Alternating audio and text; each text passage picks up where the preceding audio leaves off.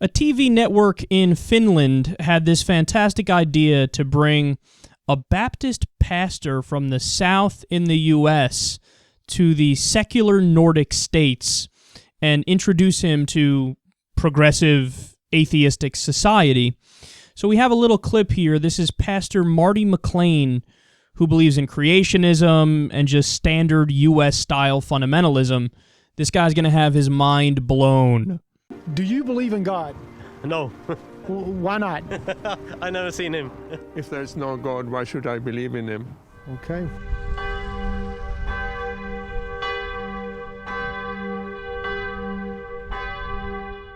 Average people in Denmark, I don't think they are religious all day, all time. Let me ask you about an explosive issue that I've read about with Denmark, and correct me if I'm wrong. Mm-hmm.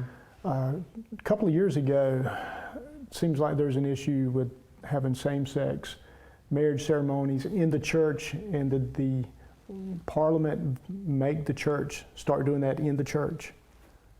Yeah. So it was the parliament, the government said, you must perform same-sex marriages in the church. Yeah, that's correct. Wow. Mm-hmm. Wow. I think God have created love not to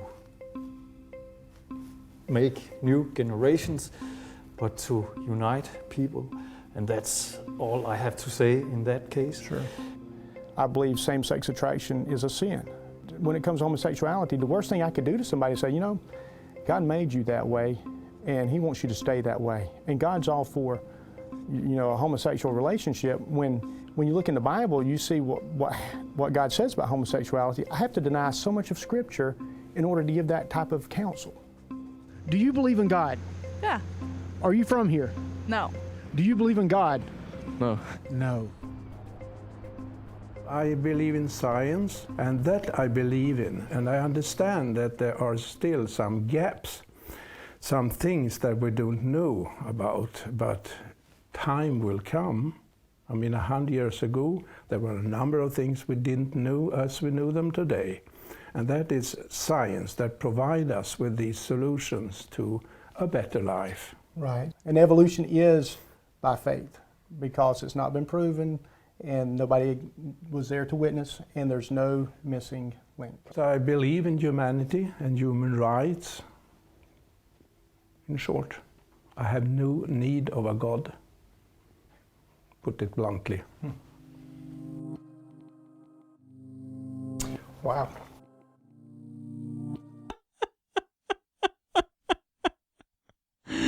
He's so thrown off by everybody who's like, no, I don't believe in God. He's like, wow.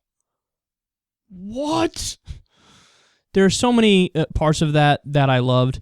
The overall impression that I got was, this is like if we took somebody from tribal, rural Pakistan, we took somebody who's a fundamentalist Muslim, and you put them in the U.S., in one of the more liberal states, and they had conversations with us. It's the same kind of reaction. And then it dawned on me, oh, these people in the Nordic states are looking at the American like, these stupid Americans, these backwards primitive apes who come here and they're like shocked that we don't believe in God because we're rational and we believe in science. Even like when he was speaking to the judges had this look on their face like they're looking at somebody who's developmentally disabled. They're like, okay, yeah, the government says if we marry people, we have to marry all people, including gay people. And the guy's like, wow. And he like kind of expects them to agree with him, like, yeah, it's crazy, man. This equality thing is kooky. But no, the response to that guy, to try to put it in a way so he could understand it, is that's like the government saying you can't not marry people if they're black, or you can't not marry people because they're mixed races. The government says that, and they're right to say that. You shouldn't be able to discriminate arbitrarily for legal reasons, and you can't in that case that I just named. And to him, he'd be like, yeah, I mean, I guess that makes sense. But when you say for gay people, they're like, oh, no, we're allowed to discriminate against them. We want to keep discriminating against them. God, it's so sad. It's so sad. Probably my favorite guy in the whole thing was the guy who he asked him at a gas station, do you believe in God? He's like, if there's no God, why should I believe in him? And then he just walks away.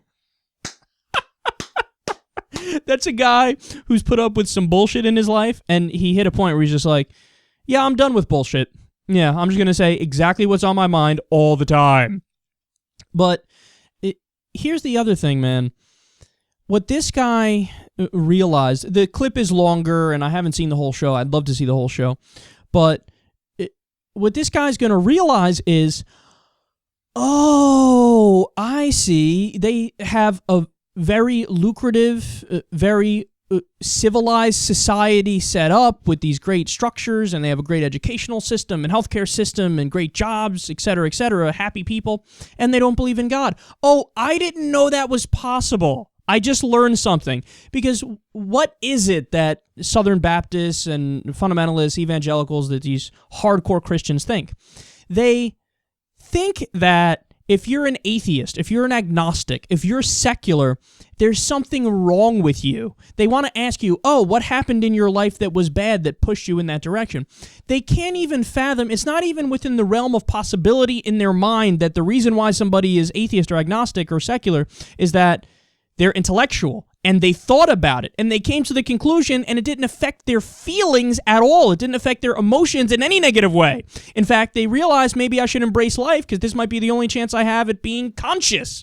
So it may actually have a positive effect, that it makes people want to be as moral as they can be and as happy as they can be on this earth. So he's introduced to that, and he's going to notice that, and hopefully it changes his mind a little bit to the point that he realizes atheists are people too. Crazy.